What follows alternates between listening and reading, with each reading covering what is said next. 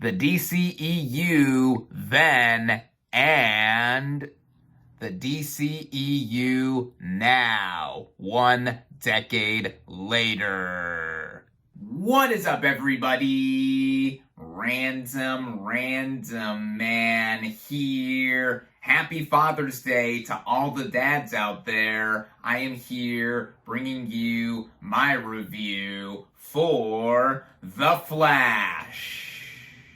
Based on the DC Comics character of the same name, the plot of this superhero film basically follows our titular character, aka Barry Allen, played by Ezra Miller, who travels back in time to prevent the death of his mother, played by Maribel Verdú, which brings unintended consequences.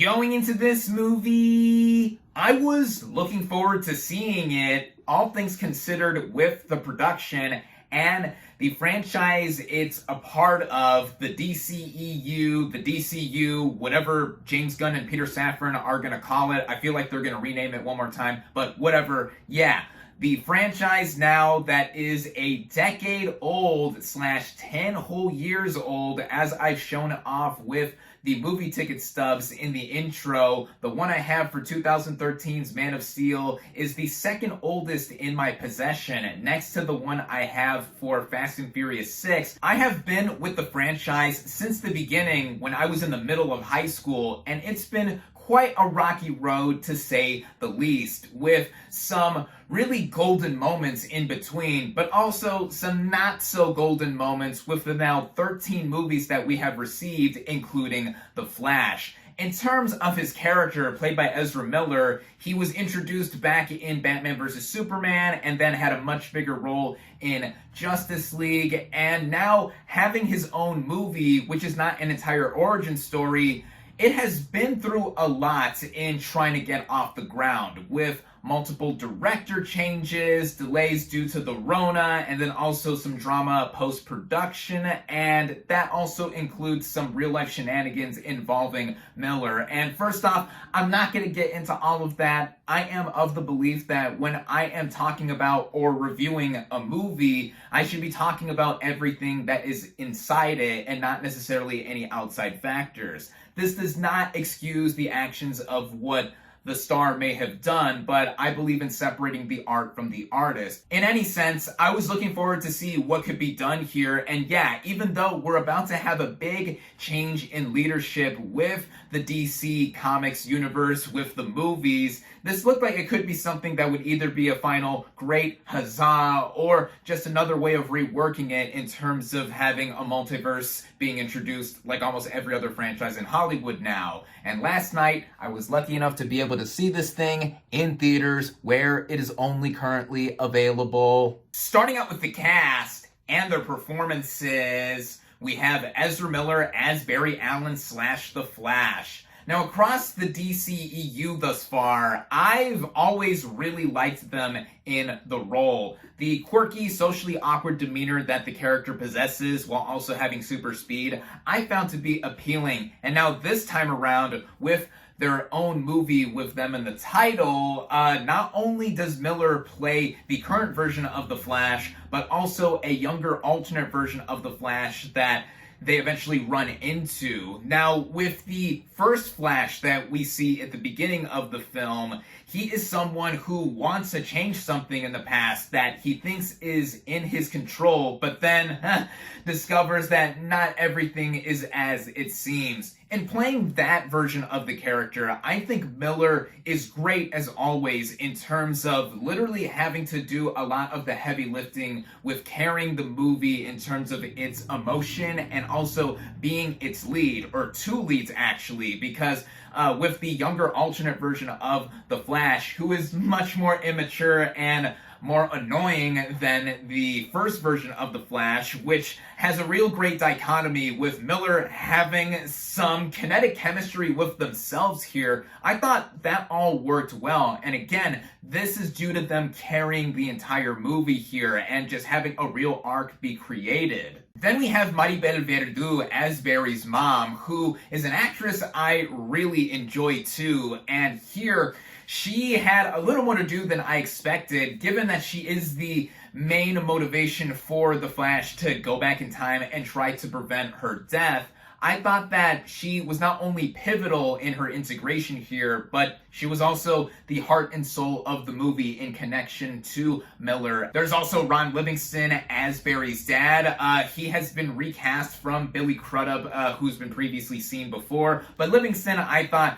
did his job as the very caring dad, but has also been wrongfully accused of murdering his wife here, and he is stuck behind bars and hopefully is going to be exonerated. These three as a family unit in the glimpses that we see, I thought all worked well here. And then we also get Kirsty Clements returning as Iris West. She is an old friend and love interest to Barry, who we saw a bit of before in the Snyder Cut, and here we don't get that much more of her, but I do like her screen presence here, and the couple of moments between herself and Miller, I thought were genuine, with the whole awkwardness and him having a crush on her. All that I thought was cute. Then we have some new additions here, which do include, to many's delight, Michael Keaton as Bruce Wayne / Batman, or I should say an alternate version of Bruce Wayne / Batman, given the Flash going back in time and messing with the multiverse.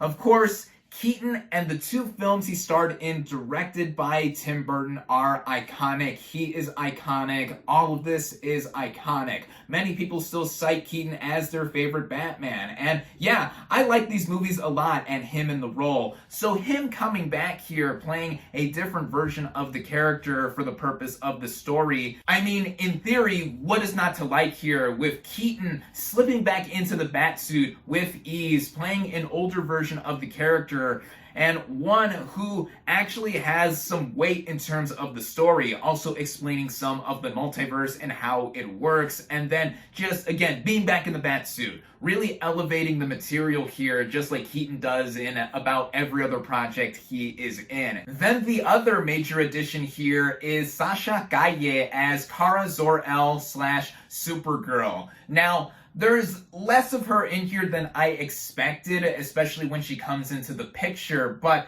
I think the physicality she brings to the role, and also the frailness and anger that is brought to the character once more is seen, I thought worked for the sake of the narrative. Also, working into the whole multiverse angle of the movie, given that there is no Superman here, instead it's his cousin Supergirl.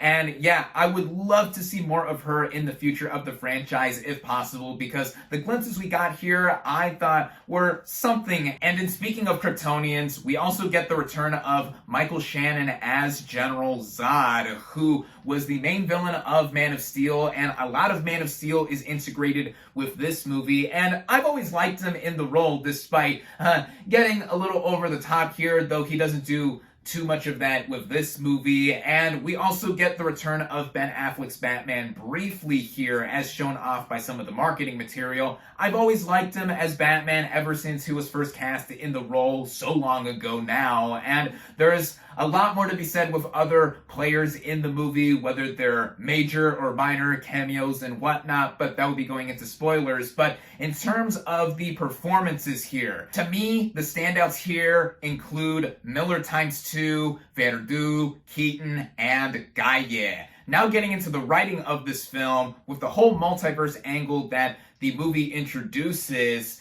this is something that, as I've said before, other franchises have done, more specifically in comic book / superhero films. But here, there's an integration with the whole main motivation that Barry Allen has to try to stop his mom's death. But of course, there is a ripple effect here, and it's reminiscent of something like Back to the Future, which is literally and figuratively referenced in the movie itself, much to a humorous level, but also to something that is further broken down by Michael Keaton's Batman. With that whole attempting to prevent Alan's mom's death from happening, we do get some backstory with him and his family, though this isn't a full origin story, as the title would probably imply. But no, this is something that already has the Flash established as a member of the Justice League and going about his business, but also, again, trying to stop his mom from being killed. And with that, and then introducing all the characters that come in between,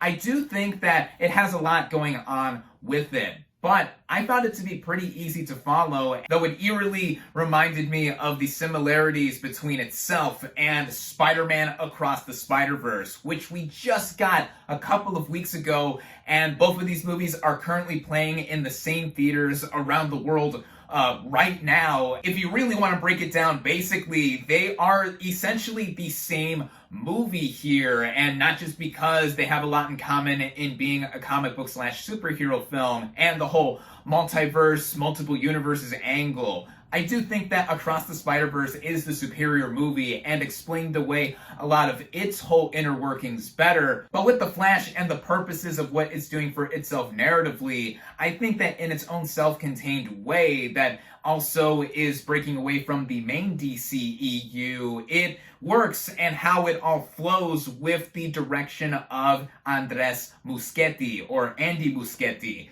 Previously, he directed It Chapters 1 and 2, which I mostly enjoyed for someone not being that much of a horror fan, and now stepping up his director game with a movie like The Flash, which is more distinct in scale. I think that what he does here is bring a whole sense of speed. I should really watch myself with the whole Flash puns here, but yeah, the whole sense of speed that the movie has, and love for DC. Speed and love for DC, those are the two big things here, which I think help make this movie work with its just under 2.5 hour running time. And speaking of that too, I was afraid the movie was gonna be crammed with all that it did with introducing a multiverse here and the whole two Flashes trying to prevent something else from happening and fixing all that was rippled from this one decision. But while watching it, I did not honestly feel the running time at all, as it did whiz by. Gotta watch the puns.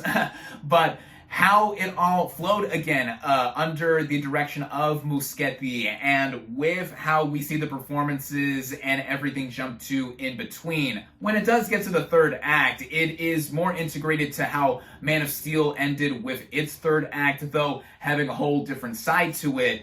This movie does unravel a bit with how messy it is being, but it is then circled back to with how it is done in the wrap up with the emotional moments and core that were initially established here. But in speaking of how the third act goes down, I should bring up the action and all the other visual angles. The opening action sequence involves the Flash and Ben Affleck's Batman trying to stop a chase and a hospital from crumbling. And in terms of showing off the Flash's powers specifically, I thought it was quite neat to see how when everything slows down, and personally with Alan, the whole calorie intake that he needs to be high on is crucial for getting his powers to the fullest of his abilities. Yeah, I thought that was cool. What wasn't so cool and not so neat to see as well that permeated across the rest of the movie were the visual effects. This movie is heavy on visual effects. A lot has already been talked about with this movie not looking like it was completely finished, whether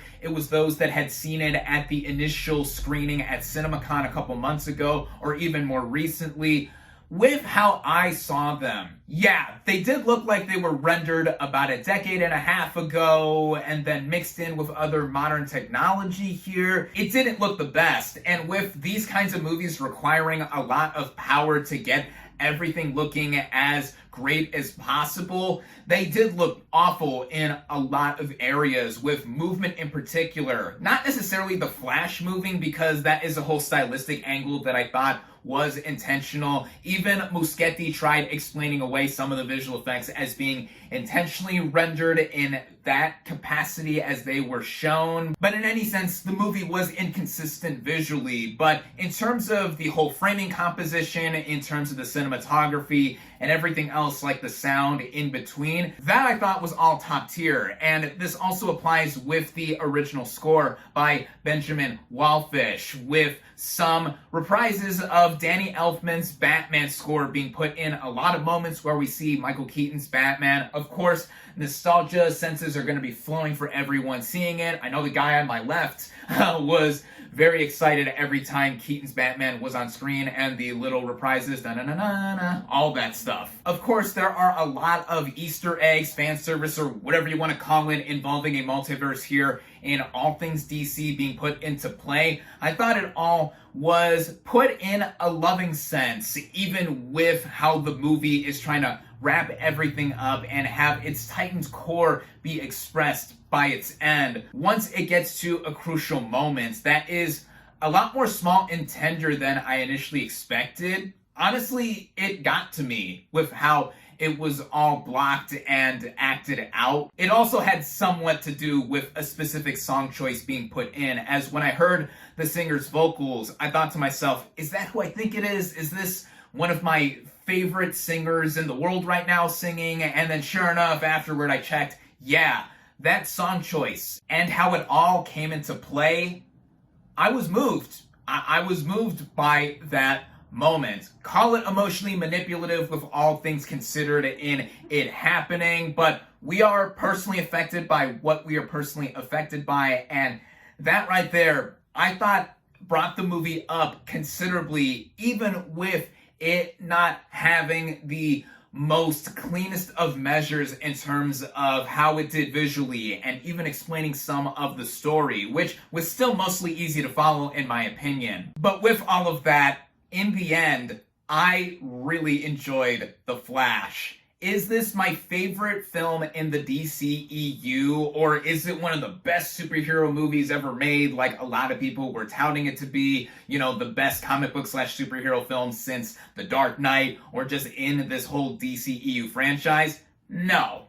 I wouldn't put it in my top three. My top three, personally, my absolute favorite film in the series still is The Suicide Squad by James Gunn, and then after that, it would be the Snyder Cut and Wonder Woman. But I would consider The Flash to be in the upper tier, at least wherever it would fall. Certainly better than last year's Black Adam and this year's Shazam! Fury of the Gods. Though The Flash is supposed to be a reset of sorts for the DCEU, we still have a couple other movies left to go within this old slate, like Blue Beetle later this summer and the Aquaman sequel later this year. But just looking at The Flash on its own, I think it's one of the better experiences I've had watching a comic book / superhero movie in theaters in recent memory. Not my favorite of this year, Guardians of the Galaxy Volume 3, helmed by James Gunn himself before he's going to take over the rest of DC with Peter Safran. I love that movie. I also love Spider-Man Across the Spider-Verse. But this, like those movies, I think offers a lot of action, a lot of laughs. That's what I totally forgot to mention up until now. This is a very funny movie due to Miller and Miller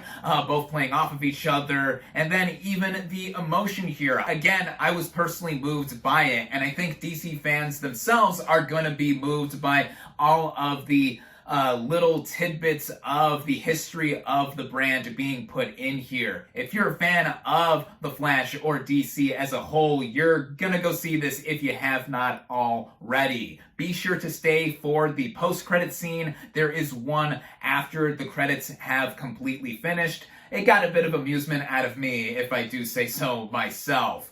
For all of that and more, I definitely recommend it. My final verdict for The Flash is 4 out of 5 stars.